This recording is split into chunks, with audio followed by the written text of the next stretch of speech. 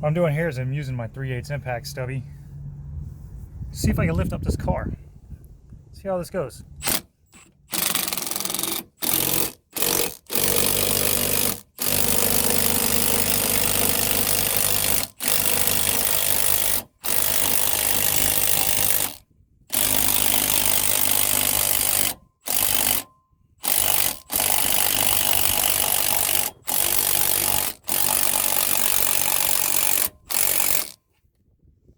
Believe it or not, that actually did it.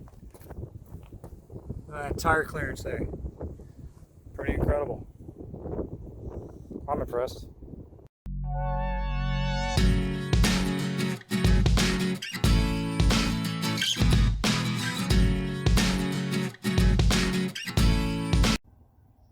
I'm going to be redoing my glove box. I upholstered this a while back, and turns out the glue wasn't so good. A little bit of heat, it started peeling on its own. See these bare spots where there's like no glue whatsoever, but it's all stuck around the edges here. So to get all this off, I'm going to use brake parts cleaner and just kind of spray down the surface and use sandpaper, scrape that stuff off. So I was kind of happy at first when I did this how it came out around here, because it just looked so evenly flush, it looked very nice, but the glue kind of got everywhere while I did it. Plus, it was my first time doing it, so it didn't come out so good. I didn't cut everything up right. So I redid my kick panel in the car, which it came out a lot nicer. I used a lot better glue. To remove this from the dashboard, from any 98 to 02 Camaro, there's going to be 3 7mm bolts that's going to hold that in place. And you can just do it right up under the dash without opening up the glove box, so it holds it in place. And then once you get those bolts out, you just kind of flex the sides in. Flex it in both sides at the same time while you pull on it, and it just pop right out of there. And this is the lock for it.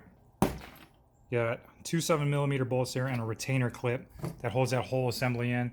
So you put that lock in there, that handle, and then it clips into the back around here with those 2 7mm bolts.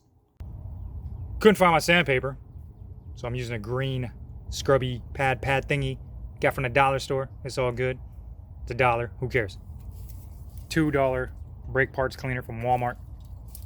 Works just as well as the $5 stuff you find in the auto parts store. So I've been spraying it down, scrubbing the hell out of it, using your mama's kitchen gloves while I'm at it. And you see that glue is just coming right off. So kind of soak it down, scrape it off. So I'm going to get all this stuff off the brick here.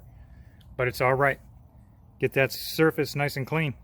Get all that old residue off.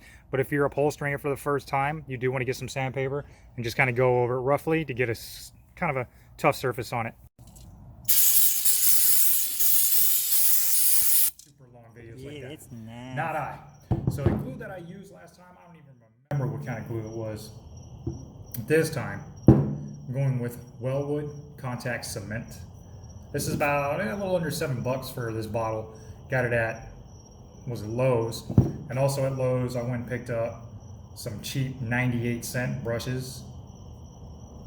If anybody knows about paint brushes, really good ones are expensive.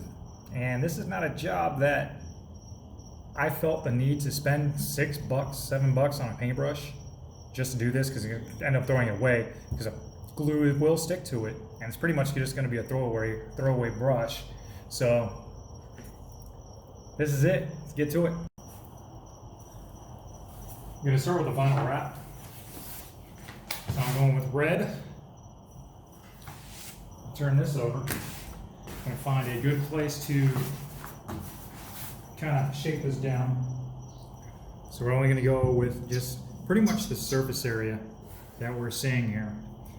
And I'm going to go a little past the hinges here, so that way I can also, one thing that I did not do in the last video or the last time I upholstered this, I kind of just cut it right at the bottom there. This time I'm going to go all the way down and cover this as well, because that part is still pretty visible inside the car depending on what angle you see it. And I'm going to overlap a little bit more on this side so I can get it more flush. And there's a different technique that I learned when it comes to bending in the corner so it looks more flush on the outside. So I'm going to go a little extra with the overlapping here. So that way I don't shortchange myself and I can make adjustments as I go as how much I really need to cut. And I can see right here where the hinges, I'm going to go a little past that, probably where this crease is at. Since this is a glove box, it is very uneven, so I'm just using a box to prop it up. So you want to keep it as level as possible. Keep that vinyl from sliding around as you glue bit by bit, and just going to do sections at a time. This glue comes with its own applicator. So I'm going to start with just taking this and smearing it on there and using a brush to get it spread around a little more even and quicker.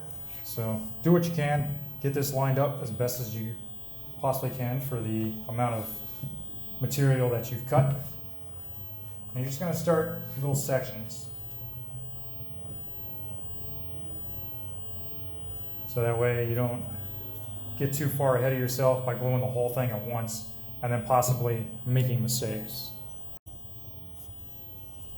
So I'm just going section by section. What also will help is if you're looking to just do an area, you can fold this over, get yourself like a marker and mark down an area here and and then just duplicate that same spot on the bottom of the vinyl so you know how far to go with the glue. But I'm just gonna eyeball it. You drink beer, I drink bubbly. This stuff tastes like cherry TV static. When you have an opening such as the handle, so get all that glue on there, get it in place where you need it, but while it's still wet, what you want to do is be able to shape the material into that cubby so that way it forms a little better. So when it dries, you go ahead and cut this out, and when you put that handle back in there, it'll look more conformed, kind of as if it actually came from the factory.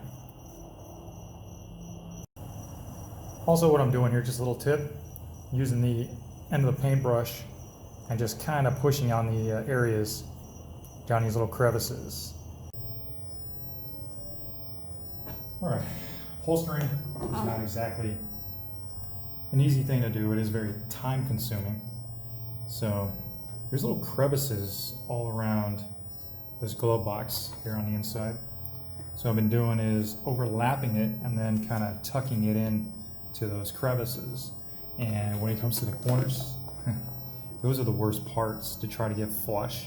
You have to kind of bring it over and fold it and let the glue sit.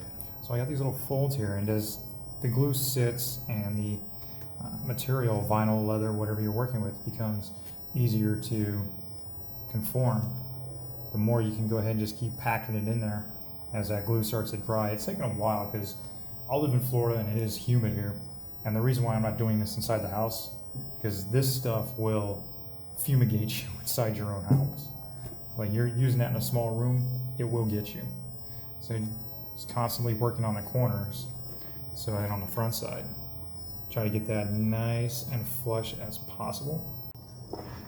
All right, so I'm just gonna feel where the edges are at. I'm gonna take a knife, cut around it. Just be very careful. You don't want to cut out too much.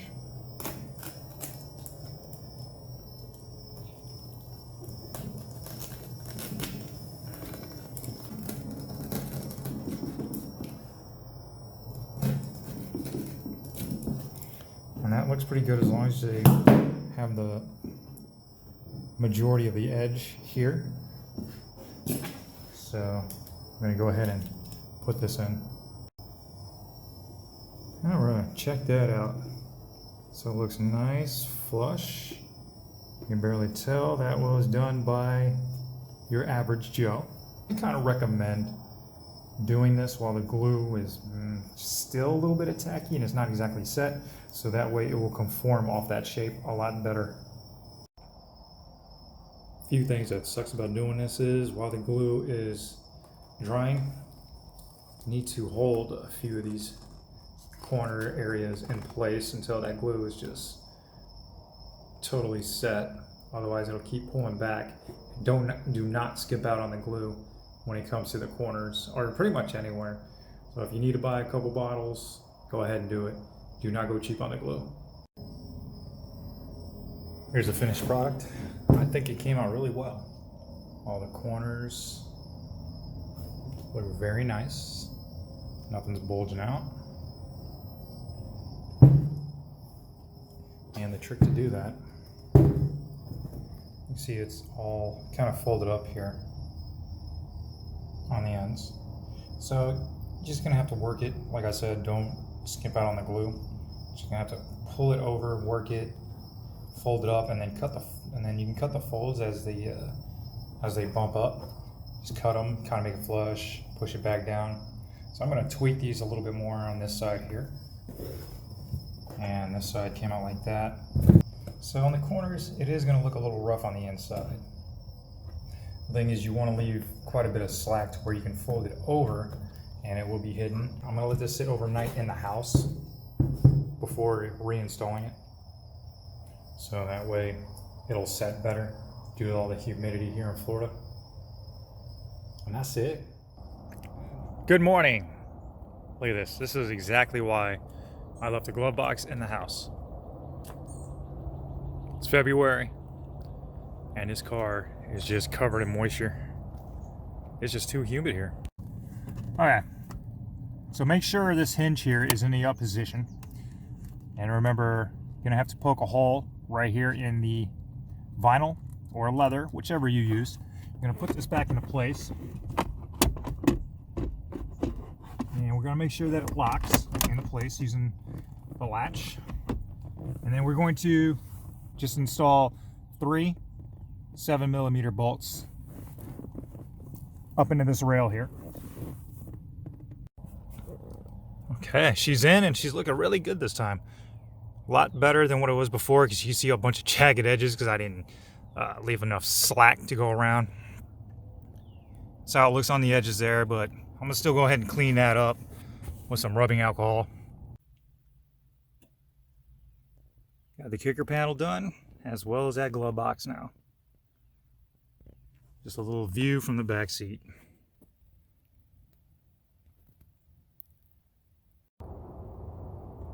Alright, I hope you enjoyed that video. It was a lot of fun to do.